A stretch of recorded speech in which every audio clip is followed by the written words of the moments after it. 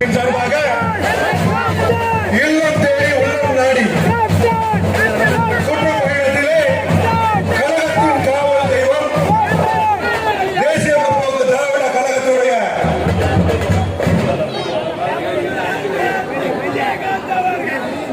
மீடியால கொஞ்சம் கீழே இறங்கிங்க.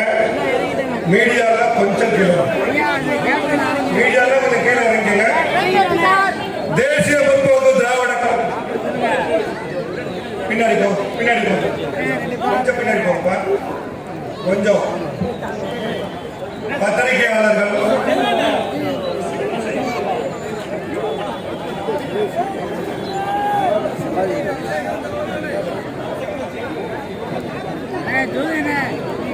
தேசிய முற்போக்கு திராவிட கழகத்துடைய தலைவர் புரட்சி கலைஞர் மறைந்தாலும் இன்றாலும் மக்கள் மனதில் வாழ்ந்து கொண்டிருக்கக்கூடிய கேப்டன் அவருடைய ரத யாத்திரையை எங்களுடைய மக்கள் தலைவி வருங்கால தமிழக முதல்வர் கழகத்துடைய பொதுச் செயலாளர் அன்னியார் அவர்கள் துவங்கி வைத்து இன்றைக்கு புதுக்கோட்டை மாவட்டத்தில் முழுவதும் சுற்றுப்பயணம் செய்து மாபெரும் எழுச்சியை ஏற்படுத்தியுள்ள புரட்சி அன்னியார் அவர்களை வரவேற்று இந்த நிகழ்ச்சியை ஏற்பாடு செய்த நாடக கழக செயலாளர் பிரபுஜன் அவர்களுக்கும் பாண்டியராஜ் ஒன்றிய கழக செயலாளர் அவர்களுக்கும் காவல் மீற அவர்களுக்கும் நன்றியை தெரிவித்துக் கொண்டு இப்பொழுது கழகத்துடைய காவல் தெய்வம் புரட்சி அன்னியார் எங்கள் அன்னியார் பொய்ச்சல் அவர்கள் இப்போது சிறப்புரையாற்றுவார்கள்.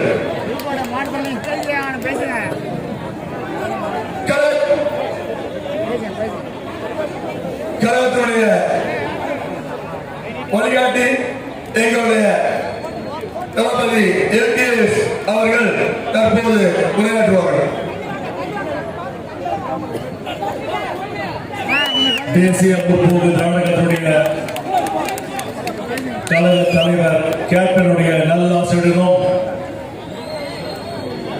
இன்று மக்களுக்காக தமிழகத்தில் மக்களை தேடி மக்கள் தலைவர் கேப்டன் அவருடைய ரத யாத்திரை தமிழகம் எங்கும் நடத்தி கொண்டிருக்கின்ற எங்கள் கழகத்தினுடைய பொதுச் செயலாளர் புரட்சி அன்னியார் அவர்களே, இந்த மண்டலத்தினுடைய பொறுப்பாளர் செந்தில்குமார் அவர்களே, புதுக்கோட்டையினுடைய மாவட்ட கழக செயலர் கார்த்திகன் அவர்களே, அனைவருக்கும் என்னுடைய மனமார்ந்த வாழ்த்துக்கள் நன்றிகள் தெரிவித்துக் கொண்டு இந்த கூட்டத்தை பார்க்கும்போது 2026 தேசிய முற்போக்கு திராவிட கழகம் அமோக வெற்றி பெற்ற அந்த ஏற்பாடு செய்த ஒன்றிய நகர பேருந்து கழகத்திற்கு தலைமை கழக சார்பில் என்னுடைய மனமார்ந்த வாழ்த்துக்கள் நன்றியை தெரிவித்துக் கொள்கிறேன்.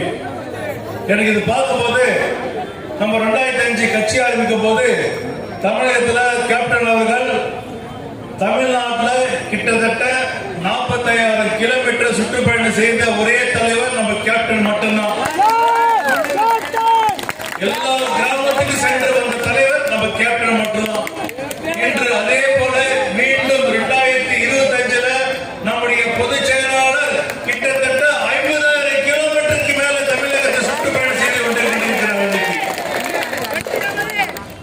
இதை பார்த்தீங்கன்னா எல்லா கிராமத்திலையும் எல்லா நகரத்திலையும் இன்னைக்கு பொதுமக்கள் மட்டுமல்ல, பெண்கள் முக்கியமாக அதிக அளவுக்கு வரவேற்பு கொடுத்து நாங்க இருக்கோம், அந்நிய தைரியமா போங்க, உங்க பின்னாடி நாங்க வருவோம் என்று எல்லா கிராமத்திலையும் எல்லா நகரத்திலையும் எங்களுக்கு வாக்குறுதி மக்கள் தராங்க. இன்னைக்கு இதை பார்க்கும் பொழுது தேசிய முற்போக்கு திராவிட கழகம் 2026 எந்த கூட்டணி வைக்கிறதோ அது அமோக வெற்றி பெற போகிறது.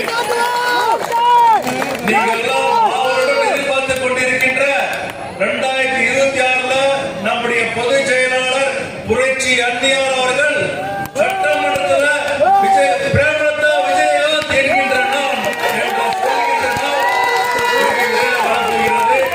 அந்த நாளை நோக்கி நாம் அனைவரும் எதிர்பார்த்துக் கொண்டிருக்கிறோம்.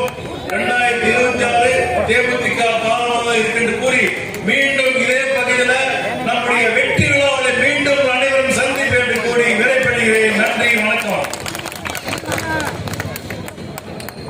கழகத்துடைய பொதுச் செயலாளர் மக்கள் தலைவி வருங்கால தமிழக முதல்வர் எங்களுடைய அன்னியார் அவர்கள் தற்போது சிறப்புரையாற்றுமாறு அழைக்கிறார்.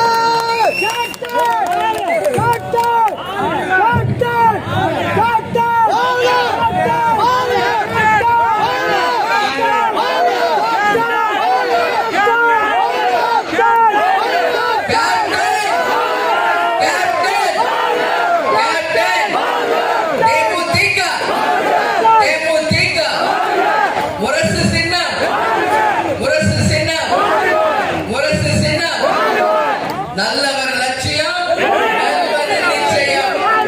நன்றி நன்றி. தேசிய முற்போக்கு திராவிட கழகத்தினுடைய நிறுவன தலைவர், நமது அன்பு தலைவர், புரட்சி கலைஞர், உங்கள் வீட்டு பிள்ளை பத்மபூஷன் கருப்பு எம்ஜிஆர், நமது இதய தெய்வம் டாக்டர் அவர்களை வணங்கி இன்றைக்கு புதுக்கோட்டை மாவட்டத்தில் இருக்கின்ற எங்களுடைய மக்களை நான் சந்திக்க வந்திருக்கிறேன். உள்ளம் தேடி இல்லம் நாடி மற்றும் கேப்டன் ரதம், மக்களை தேடி மக்கள் தலைவர் என்கின்ற இந்த உன்னத திட்டங்களால் தமிழ்நாடு முழுக்க 234 தொகுதிகளுக்கும் நேரடியாக சென்று களத்தில் மக்களை சந்தித்து இன்றைக்கு ஒரு மாபெரும் ஒரு எழுச்சி பயணமாக ஒரு நாள் கூட இடைவிடாமல் நாம் சென்று கொண்டிருக்கிறோம். அந்த வகையில் இன்றைக்கு புதுக்கோட்டைக்கு வந்திருக்கிறேன். உங்களை அனைவரையும் காண்பதில் நான் மகிழ்ச்சி அடைகிறேன். எல்லாரும் நல்லா இருக்கீங்களா? ரொம்ப சந்தோஷம். இங்க எந்த மாரியம்மன் கோவில் திருவிழாவா? காளியம்மனுடைய திருவிழா எப்பமா? நாளைக்கு. காளியம்மன் அருளால் இங்கு இருக்கின்ற அனைவரும் நல்ல வாழ்க்கை பெற்று எதிர்கால தமிழ்நாடும் நலம் பெற்று சீரோடும் சிறப்போடும் இருக்க வேண்டும் என்று காளியம்மனை நான் வேண்டிக் கொள்கிறேன். ஏன்னா அம்மன் சக்தி மிகப்பெரிய சக்தி. இங்க தாய் குலங்களாக இருக்கீங்களே, நீங்க எல்லாம் சக்தியின் ரூபங்கள் தான். நம்ம தலைவர் என்ன சொல்வார்? நிழல் சக்தி இல்லை என் மனைவி நிஜ சக்தி என்று சொல்வார். ஏன்னா ஒவ்வொரு குடும்பத்திற்கும் அந்த பெண் தான் ஆணிவேர், முதுகெலும்பு. ஒரு பெண் நல்லா இருந்தா அந்த குடும்பமே நல்லா இருக்கும். ஒரு பெண் ஒரு குடும்பத்தை படிச்சா அந்த குடும்பத்தையே படிக்க வைக்க முடியும் என்பதற்கு உதாரணம் பெண்கள். அந்த வகையில் பெண்களாகிய உங்களையும் காளியம்மாவையும் வேண்டி என்னுடைய உரையை நான் ஆரம்பிக்கிறேன். புதுக்கோட்டையில எத்தனையோ வாட்டி தலைவர் கூட வந்திருக்கேன். எவ்வளவோ நிகழ்ச்சிகளுக்கு வந்திருக்கும். ஒன்று இல்லை, இரண்டு இல்லை. புதுக்கோட்டையில் நடந்த மாநாடு இன்றளவும் சரித்திர புகழ் பெற்ற ஒரு மாநாடு. புதுக்கோட்டை என்று சொன்னாலே இது கேப்டன் கோட்டை.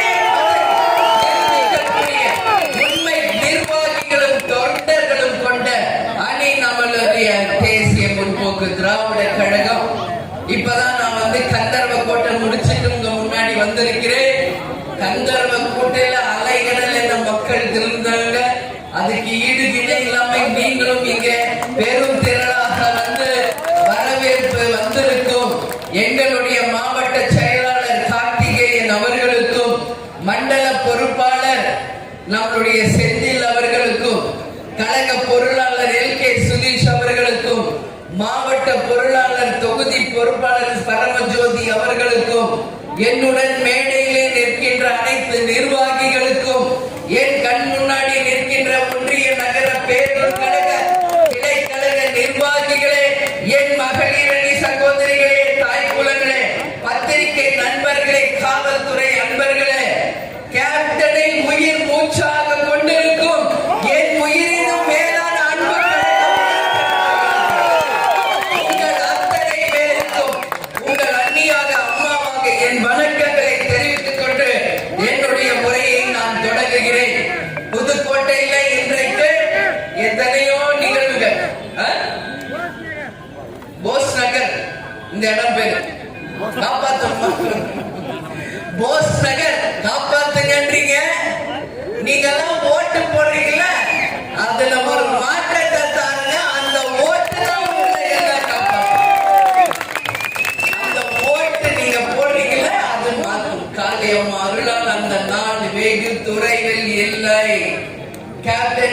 மக்களுக்காக பேசினார். கொஞ்சம் சிந்திச்சு பாருங்க. கேப்டன் மறைவுக்கு பிறகு இப்பதான் பொதுச் செயலாளராக முதல் முறையாக நான் புதுக்கோட்டைக்கு வந்திருக்கேன். தலைவரோட வந்த நாட்கள் தான். தலைவர் இல்லாம நம்ம வர முடியாது. அதனாலதான் கேப்டன் தெய்வமாக இன்னைக்கு ரதத்தில் மக்களை பார்க்க வந்திருக்கிறார். அவருக்கு பின்னாடி ஒரு ரதம் தெரியுதா உங்களுக்கு எல்லாம்? தேக்கு மரத்தால் செய்யப்பட்ட அந்த ரதம் உங்க கண்களில் தெரிகிறதா? தெரியுதா? அது யாரால் தலைவருக்கு தரப்பட்டது என்ற வரலாறு உங்களுக்கு தெரியுமா? தெரியுமா? தெரிஞ்சவங்க ஓகே, தெரியாதவர்களுக்கு நான் சொல்றேன். கேப்டன் மக்களை உண்மையாக நேசிச்சார். அந்த அன்பின் வெளிப்பாடாக ஒட்டுமொத்த தமிழர்களையும் நேசிச்சார். தமிழ் மொழியை தவிர வேற்று மொழியில் நடிக்க மாட்டேன் என்று உறுதி கொண்டவர். ஒவ்வொரு அரங்கிலும் தமிழன் என்று சொல்லடா சொன்னவர். தனது மூத்த மகனுக்கு பிரபாகர் என்று விடுதலை புலி பிரபாகர் பெயரை வைத்தவர். இரண்டாவது மகனுக்கு மதுரையிலே பிறந்ததுனால கேப்டன் அந்த பாண்டிய மன்னனின் பெயரையும் முருகன் பக்தர் என்பதால் சேர்த்து சண்முக பாண்டியன் என்று இரண்டாவது மகனுக்கு வைத்தார். முருகன் என்றாலே தமிழ் கடவுள். தமிழ் மீது அவர் கொண்ட பாசத்தின் விளைபாடுதான் இதெல்லாம். அதனாலதான் நான் சுட்டி காட்டுறேன். தமிழ்நாடுல, இந்தியாவில, உலகமே இன்னைக்கு தமிழர்கள் இருக்காங்க. அதுவும் இலங்கை வாழ் தமிழர்கள் உலகம் முழுவதும் பரவி இருக்கிறார்கள். அந்த இலங்கை வாழ் தமிழர்களுக்கு உதவி செய்த தமிழக தலைவர்கள் இரண்டே இரண்டு பேர். ஒன்று புரட்சி தலைவர் எம்ஜிஆர், மற்றொன்று புரட்சி ஈழ படுகொலை நடந்த போது இனிமேல் என் வாழ்நாளில் நான் பிறந்த நாள் கொண்டாட மாட்டேன் என்று உச்ச நட்சத்திரமாக இருந்த போதே அந்த விழாவை தடுத்து நிறுத்தியவர் கேப்டன் அவர்கள். எல்லா நிர்வாகிகள் தொண்டர்கள் கேட்டுவிட்டது தினங்க வறுமை ஒழிப்பு தினமாக அந்த நாள் ஏழை மக்களுக்கு உதவும் நாளாக மாற்றி காட்டிய ஒரு புனிதர் நமது கேப்டன் அவர்கள். அதனோட விளைவு மக்களை அவர் உண்மையாக நேசித்ததின் விளைவு மக்களே இன்னைக்கு தலைவரை விரும்புகின்ற நிலைமை உலகம் முழுவதும் நடந்து கொண்டிருக்கிறது. கேப்டன் ஆலயம் இன்னைக்கு சென்னையில் இருக்கு. அந்த ஆலயத்திற்கு தினந்தோறும் ஆயிரக்கணக்கான மக்கள் உலகம் முழுவதும் வராங்க. மெயினா ஸ்ரீலங்கா, சிங்கப்பூர், அதே மாதிரி லண்டன், சுவிட்சர்லாந்து, துபாய், இந்த மாதிரி பல்வேறு நாடுகளில் இருக்கும் நாம் தமிழர்கள் சென்னைக்கு வரும்போது கேப்டன் ஆலய தரிசிக்காம யாருமே போறதில்லை. அதில் அதிகமாக மலேசிய மக்கள் அதிகமானவர்கள் வந்து கேப்டனை விரும்பி பிரார்த்தனை வச்சு அவரை வேண்டிட்டு போறாங்க. அந்த அளவு கேப்டனை விரும்பக்கூடிய தமிழர்கள் இன்னைக்கு உலகம் முழுவதுமே இருக்காங்க.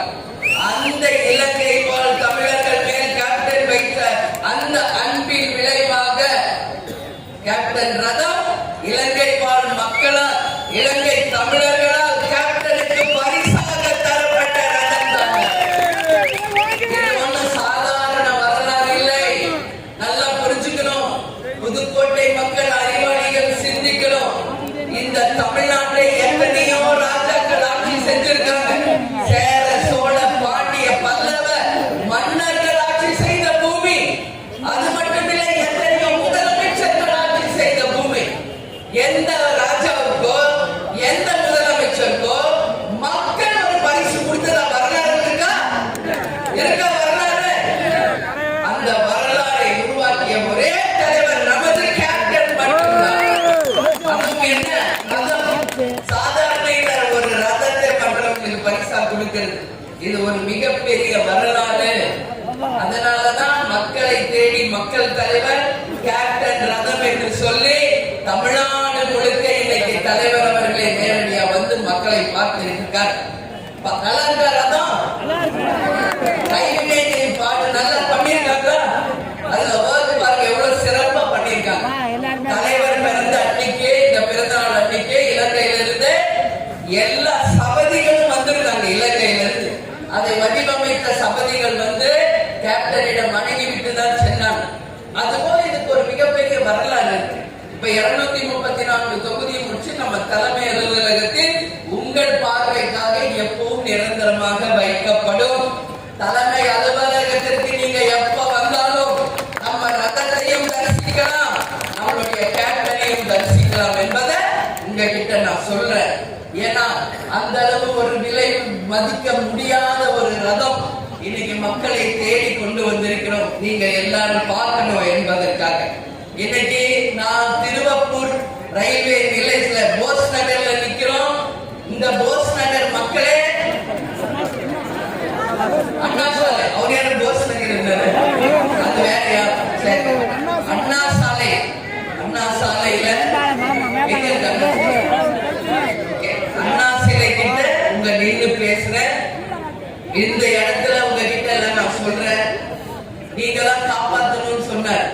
நான் ஒரே விஷயம் சொல்றேன், மாற்றம் ஒன்றுதான் மாறாது.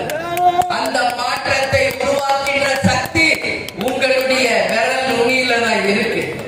அதுல வைக்கிறாங்கல்ல மை, அதை வச்சு ஒரு நல்ல லீடரை, ஒரு நல்ல கட்சியை, ஒரு நல்ல வேட்பாளரை நீங்கள் தேர்ந்தெடுக்கும் போது உங்களை நிச்சயம் நீங்களே காப்பாற்றிக் கொள்ள முடியும்.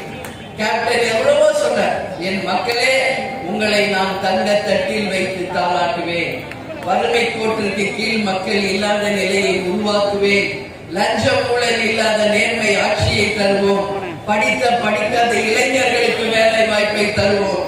இப்ப நான் கந்தர்வக்கோட்டையில பேசிட்டு வரேன், ஒரு அரசு ஹாஸ்பிட்டல் ஒண்ணு இருக்கு, ஆனா அங்க டாக்டர் இல்ல, நர்ஸ் இல்ல, மருந்து மாத்திரை இல்ல, கட்டு இல்ல, ஒண்ணும் இல்ல அப்படிங்கிறார்.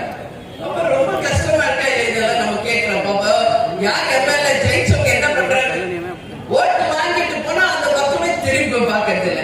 அதோட அடுத்த தேர்தலுக்கு வந்தா எப்படி மக்களுக்கு நீங்க கொடுத்த வாக்குறுதி நிறைவேற்ற முடியும்? இதெல்லாம் மக்கள் சார்பாக நாங்க வன்மையா கண்டிக்கிறோம். அதனால இந்த மக்களுக்கு நீங்க கொடுத்த வாக்குறுதியை நிறைவேற்றுங்க.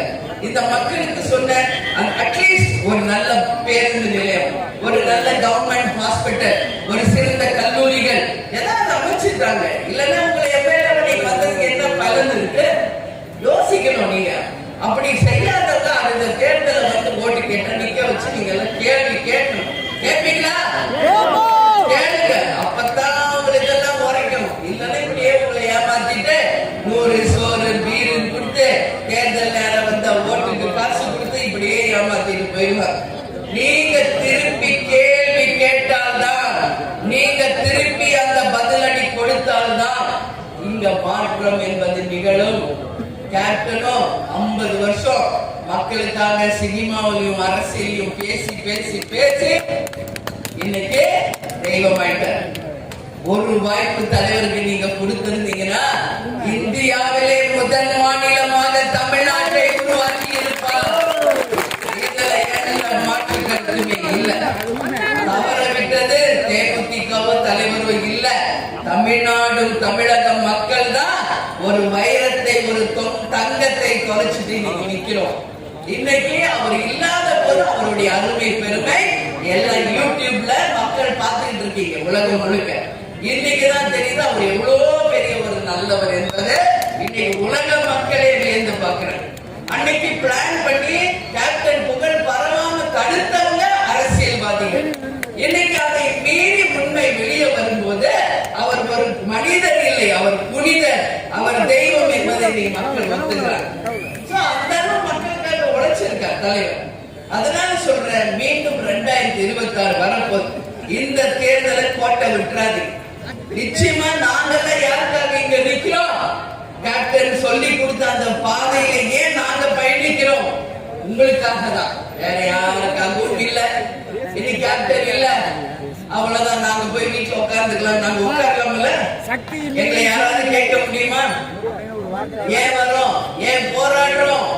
இது சாதாரண கட்சி இல்லை, சுயம்புவாக உருவாக்கி கேப்டன் என்ற ஒற்றை சொல்லால் இன்னைக்கு மக்களை உருவாக்கியவர் கேப்டன் அவர்கள். இந்த கட்சியையும் மக்களையும் நம்பி வந்தவர்கள் வாழ்ந்ததாக ஒரு சரித்திரத்தை நிச்சயமாக தேமுதிக உருவாக்கும். கண்டிப்பா உருவாக்கும். நீங்க எல்லாம் சொல்றீங்களே காப்பாத்துங்க, எங்களை காப்பாத்துங்க, அது நடக்கும். நீங்க எல்லாம் கொஞ்சம் சிந்திக்க ஆரம்பிங்க. இன்னைக்கு நான் எந்த கேள்வி கேட்டாலும் இல்லை இல்லைன்னு எனக்கு பதில் வரும். ஏன்னா நான் ஒரு இடமா 2 இடமா போறேன், தமிழ்நாடு முழுக்க சுத்தி வரேன். ஆனா ஒண்ணு மட்டும் கேட்டா எல்லா இடத்துலயும் என்ன அது டாஸ்மாக் அது இருக்கானா எல்லா இடத்துலயும். ஏன்னா இன்னைக்கு அவ்வளவு தூரம் டாஸ்மாக், போதை, கஞ்சா அப்படின்னு போன்ற கலாச்சாரம் பரவிச்சு. சட்டம் ஒழுங்கு கேள்விக்குரியாது. இதே மாவட்டத்தை சேர்ந்த அமைச்சர் அவர்கள் தான் சட்டம் ஒழுங்குக்கு இன்னைக்கு அமைச்சரா இருக்காரு. என்ன சட்டம் ஒழுங்கு இங்க நல்லா இருக்கு யோசிச்சு பாருங்க. எல்லா சட்ட ஒழுங்கு பிரச்சனையும் இங்கதான் நடக்குது. அப்ப இது என்ன தீர்வு? மக்களாகிய நீங்கள் மட்டும்தான் அதுக்கான தீர்வு என்பதை சொல்லி நம்ம 2024 அமைக்கும் கூட்டணி மகத்தான ஒரு வெற்றி கூட்டணியாக அமையும். அந்த கூட்டணியின் வாயிலாக வெற்றி வேட்பாளரோடு நிச்சயம் அடுத்த முறை நாங்கள் உங்களை சந்திப்போம். அதில் மாற்றத்தை நீங்கள் தர வேண்டும் என்று கேட்டுக்கொண்டு நம்ம வேட்பாளர் அடுத்த முறை நம்ம கூட்டணி வேட்பாளர் இங்கு ஜெயிச்சா உங்களுக்கு என்னெல்லாம் வாக்குறுதி என்பதை இப்பயே உங்களுக்கு சொல்றேன். எனக்கு ஒரு தேர்தல் காலம் இல்லை. ஏன் வரோம், எப்படி இருக்கு தொகுதிகள், மக்கள் என்ன எதிர்பார்க்கிறாங்க என்பதை ஆராய உள்ளம் தேடி இல்லம் நாடி உங்க ஒவ்வொருவர் உள்ளங்களை தேடி நாங்க கொண்டிருக்கிறோம். அந்த வகையில் திருவப்பூர் ரயில்வே கேட் கட்டியவரையில் பைபாஸ் இணைந்து மேம்பாலம் அமைக்க வேண்டும் என்கின்ற கோரிக்கை ரொம்ப நாளாக இருக்கிறது. இந்த கோரிக்கையை இன்னும் இருக்கும் 6 மாதத்தில் அமைச்சரும் எம்எல்ஏக்களும் செய்து முடிக்கிறோம். இல்லை என்றால் 2026 தேமுதிக அங்கம் வகிக்கும் கூட்டணி வெற்றி பெற்று வேட்பாளர் வரும்போது இந்த வாக்குறுதியை நிறைவேற்றுவோம். Balanagar railway gate, Balanagar bypass இணைந்து மேம்பாலம் அமைக்க வேண்டும் என்ற கோரிக்கையும் மக்கள் சார்பாக நீண்ட நாளாக இருக்கிறது. இதையும் அரசு கவனத்தில் கொள்ள வேண்டும். புதிதாக கட்டப்படும் பஸ் நிலையம் தரமற்றதாக, மக்களுக்கு பயனில்லாததாக பல நாட்களாக கிடப்பிலே இருக்கிறது.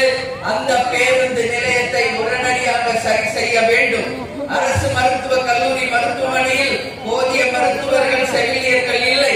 மருத்துவமனைக்கு வரும் மக்கள் மிகவும் அவதிப்படுகிறார்கள், அச்சப்படுகிறார்கள்.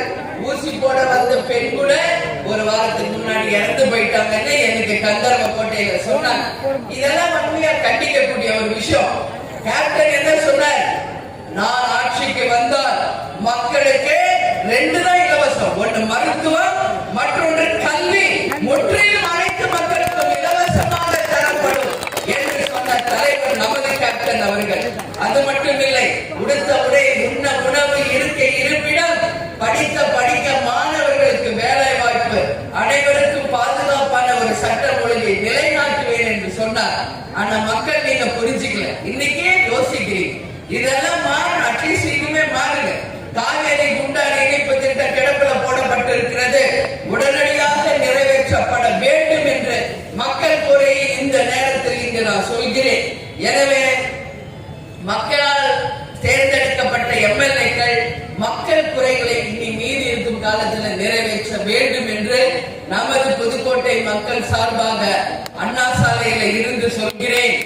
நான் பேசுற ஒரு வார்த்தையும் யார் காதுக்கு போகணுமோ அவங்க காதுக்கு நிச்சயமாக போகும். இதுல எந்த மாற்று கருத்தும் இல்லை. எனவே ஓட்டு போட்ட மக்களுக்கு நல்லது செய்ய வேண்டும் என்று இந்த நேரத்தில் உங்களை பார்த்து கேட்டுக்கொள்கிறேன். எனக்கு எப்பவுமே புதுக்கோட்டை அப்படின்னாலே மிகப்பெரிய ஒரு மரியாதை உண்டு, கௌரவம் உண்டு. ஏன்னா இங்க ராணுவத்தில் பணிபுரியும் இளைஞர்கள் அதிகமாக நமது புதுக்கோட்டை மாவட்டத்தில் இருந்துதான் ராணுவ எல்லையிலே இருக்கிறார்கள். நம்ம புதுக்கோட்டை மாவட்ட இளைஞர்கள் இன்னைக்கு காவல்துறையாகட்டும், ராணுவத்துல பணியாற்றுபவர்கள், நான் எவ்வளவு இடத்துல நேரடியா என்னை சந்திக்கிற வாய்ப்பு, ஏர்போர்ட்ல போகின்ற இடங்கள்லாம் அவங்க எல்லாம் ஓடி வந்து என்கிட்ட சொல்லுவாங்க, அம்மா நான் இந்த துறையில இந்த டிரெஸ் போட்டு நிக்கிறேன்னா அதுக்கு காரணமே எங்க கேப்டன் தான், எங்க ரோல் மாடல் அப்படின்னு காவல்துறை அதிகாரிகளும் ராணுவத்தில் இருக்கிறவங்க ஏர்போர்ட்ல இருக்க எவ்வளவு பேர் சொன்னதை கேட்டு நான் அப்படியே வியந்து போயிருக்கேன். அந்த அளவு ஒரு ரோல் மாடலா மக்கள் மத்தியில வாழ்ந்துட்டு போயிருக்காரு நம்ம கேப்டன் அவர்கள். காவல்துறைக்கு ஒரு அடையாளமாக, நம்ம எல்லையில் நாட்டை பாதுகாக்கும் வீரர்களாக புதுக்கோட்டை மக்களே உங்கள் பெருமை சேர்க்கக்கூடிய ராணுவ வீரர்களாக எல்லையில் பணிபுரியும் அனைத்து ராணுவத்தினருக்கும் நம் தேமுதிக சார்பாக ராயல் சல்யூட். அவங்க எல்லையில நமக்கு பாதுகாப்பு கொடுத்தாதான் இங்க நம்மளால நிம்மதியா வாழ முடியும். இப்ப பாத்தீங்களா என்ன நடந்துச்சு கொஞ்ச நாளைக்கு முன்னாடி பாகிஸ்தான் பெஹல்காம் தீவிரவாத தாக்குதல் நடந்துச்சு. சிந்தூர் அப்படின்ற ஒரு ஆபரேஷன் மூலம் முறியடிச்சு காட்டுகிறார் நம்மளுடைய பாரத பிரதமர் மோடிஜி அவர்கள். இந்த காலம் துணிய காலம் ஓட விட்டார். செஞ்சா இல்லையா? இன்னைக்கு நம்ம எல்லாம் இங்க பாதுகாப்பா இருக்கிறோம்னா நம்ம எல்லையில இருப்ப வீரர்கள் நம்மளை பாதுகாக்க. இல்லைன்னா அந்த குண்டிங்க போடுறதுக்கு எவ்வளவு நேரம், அந்த குண்டை சட்டையில போட எவ்வளவு நேரம், புல் பூண்டு கூட இல்லாம அழிஞ்சு போகும். ஆனாலும் எல்லையை விட்டு ஒரு அணு கூட உள்ள வராம அங்கேயே தடுக்கிறாங்கல்ல நம்மளுடைய ராணுவமும் ராணுவத்து வீரர்களும். அவர்களுக்கு நாம் உண்மையில் அதுவும் இந்த மாவட்டத்தில் இருந்து இதை நான் பேசலன்னா வேற எந்த மாவட்டத்துல பேச முடியும்? அதனாலதான் சொல்றேன், அவங்களுக்கு அனைவருக்கும் வீர வணக்கம் என்று இந்த நேரத்தில் நான் சொல்றேன். சிந்தூர் ஆபரேஷன்ல மகத்தான வெற்றி பெற்ற பாரத நாட்டுக்கும் பாரத பிரதமருக்கும் புதுக்கோட்டையில் இருந்து நமது நன்றிகளை நாம் தெரிவித்துக் கொள்கிறோம். அதே மாதிரி ஜிஎஸ்டி வரி என்று 4 கேட்டகரியாக இருந்தது 2 கேட்டகரியாக குறைத்திருக்கிறார். இன்னைக்கு அத்தனை மக்களும் பலவிதமான ஹெல்ப்போட பலவிதமான உதவிகளோடு சந்தோஷமா இருக்காங்க. இன்னைக்கு சிறு குறு தொழில் வியாபாரிகள் ஹாப்பியா இருக்காங்க. ஹையா இருக்கிறப்ப குறை சொன்னவங்க இன்னைக்கு குறைச்சப்பறம் அதை பத்தி யாருமே வாய் திறக்க மாட்டேங்க. நல்லது செஞ்ச 4 வாரத்தை பாராட்டுங்க, அப்பதான் இன்னொரு நல்ல 4 விஷயம் நடக்கும். அப்படியே அவர் நம்மளுக்கு எப்படி. ஆனா உண்மையிலேயே நம்மளுடைய எக்ஸ் பினான்ஸ் மினிஸ்டர் ப. சிதம்பரம் ஒருத்தர் தான் உண்மையிலே இது பாராட்டுக்குரிய ஜிஎஸ்டி வரி என்று அவரே சொல்லியிருக்காரு எதிர்கட்சியா இருந்தார். அப்ப மக்கள் நம்ம ஏன் சொல்லக்கூடாது? உடனே பிஜேபி கூட்டணியா, உடனே அதிமுக கூட்டணியா, உடனே திமுக கூட்டணியா? அது இல்ல. நம் நாட்டுக்கு மக்களுக்கு யார் நல்லது செய்தால் முதலில் பாராட்டுபவர் தேமுதிக. அதே போல மக்களுக்கு ஏதாவது சரியா பணி ஆற்றவில்லை என்றாலும் சுட்டி காட்டுவதும் தேமுதிக தான் என்பதை நான் சொல்றேன். அதே மாதிரி சி.பி. ராதாகிருஷ்ணன் அவர்கள் துணை ஜனாதிபதியாக தேர்ந்தெடுக்கப்பட்டிருக்கிறார். ஒரு தமிழ்நாட்டிற்கை சேர்ந்தவர், ஒரு தமிழர். அவர் இன்னைக்கு துணை ஜனாதிபதியாக ஆயிருப்பது நம் ஒட்டுமொத்த தமிழர்களுக்கும் தமிழ்நாட்டுக்கும் கிடைத்த பெருமை. ஏற்கனவே அப்துல் கலாம் அவர்கள் ஜனாதிபதியா இருந்திருக்கார். அதே மாதிரி ராதாகிருஷ்ணன் அவர்கள் ஜனாதிபதியா இருந்திருக்கார். துணை ஜனாதிபதியாக முதல் முறையாக தமிழ்நாட்டை சேர்ந்தவர் சி.பி. ராதாகிருஷ்ணனை மக்கள் நீங்க எல்லோரும் போற்றக்கூடிய தமிழர்களுக்கு கிடைத்த பெருமையாக இந்த நேரத்திலே நாம் எடுத்து அவருக்கு நாம் அனைவரும் மனப்பூர்வமான வாழ்த்துக்களை சொல்லி தமிழர்கள் மூலம் அவருக்கு பெருமை, அவரால் தமிழர்களுக்கு பெருமை என்று இந்த நேரத்திலே நான் சொல்ல கடமைப்பட்டிருக்கேன். எனவே 2026 மகத்தான ஒரு மாற்றத்தை நீங்கள் உருவாக்க வேண்டும், வெற்றியை தர வேண்டும் என்று கேட்டுக்கொண்டு கடலூரில் ஜனவரி 9ஆம் தேதி நடக்கின்ற மாநாடு அனைவரும் பெரும் திரளாக வந்து கலந்து கொண்டு நமது மாநாட்டை வெற்றி மாநாடாக நிச்சயம் செய்து கொண்டு சரித்திர சாதனையை நாம் புரிய வேண்டும் என்று உங்ககிட்ட கேட்டுக்கிறேன். எல்லாரும் வருவீங்களா? ஒருத்தர் தவறாம எல்லாம் இருக்கும். உங்களை அன்பாக உபசரிச்சு நிறைய நம்ம செய்ய இருக்கிற பல திட்டங்கள் அதெல்லாம் நீங்க பார்த்துட்டு பத்திரமா வீடு வந்து சேரணும். நாங்க இருக்கோம் உங்களை பார்த்துக்கொள்ள என்று சொல்லி நீங்க எல்லாரும் வரணும். நாளை மறுநாள் நமது தேசிய முற்போக்கு திராவிட கழகத்தின் 21வது ஆண்டு துவக்க விழா. அனைவருக்கும் தேசிய முற்போக்கு திராவிட கழகத்தின் கட்சி சார்பாக வாழ்த்துக்களை நான் பொதுச் செயலாளராக உங்களுக்கு தெரிவித்துக் கொள்கிறேன். எல்லா இடத்திலையும் நம்ம கொடி ஏற்ற போறோம். நீங்களும் எல்லா இடத்திலையும் இந்த கொடியை ஏற்ற வேண்டும் என்று சொல்றேன். இயன்றதை செய்வோம், இல்லாதவருக்கு என்ற வகையில் நம்மால் முடிந்த உதவிகளை நம்மளுடைய மக்களுக்கு தர வேண்டும் என்றும் சொல்ற. அது மட்டும் இல்ல, நாங்க மணப்பாறையில இருக்கிறோம்.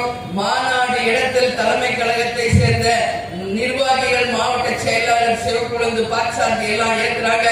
நம்மளுடைய ஆபீஸ்ல தலைமை கழகத்துல விஜய பிரபாகர் அவர்கள் கொடியேற்ற இருக்கிறார்கள்.